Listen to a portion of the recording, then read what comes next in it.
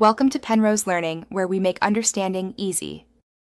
In this video, I will explain how to change a Volkswagen Jetta tire.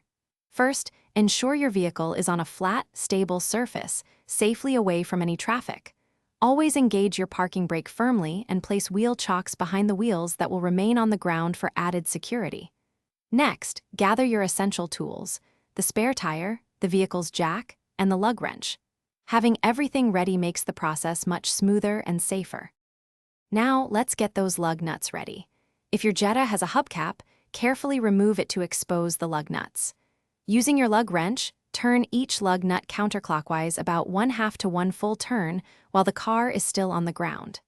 This initial loosening prevents the wheel from spinning when you try to remove them later. Once loosened, position the jack securely under the designated jack point on the vehicle's frame. Then raise the car until the flat tire is approximately 3 to 4 inches off the ground. With the vehicle lifted, it's time to remove the flat tire. Finish unscrewing all the lug nuts by hand and place them in a safe spot where they won't roll away. Now, grasp the flat tire firmly and pull it straight off the wheel studs. It might be a bit heavy, so be prepared. Next, take your spare tire, align its holes with the wheel studs, and carefully push it onto the hub. Once it's seated, hand tighten each lug nut onto the studs. Almost done. Carefully lower your Jetta until the spare tire just makes contact with the ground, but the full weight isn't on it yet.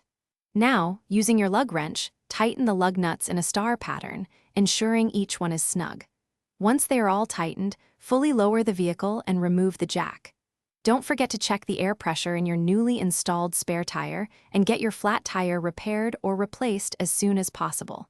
Drive safely. Thanks for watching. If this was helpful, leave a like and consider subscribing. See you next time.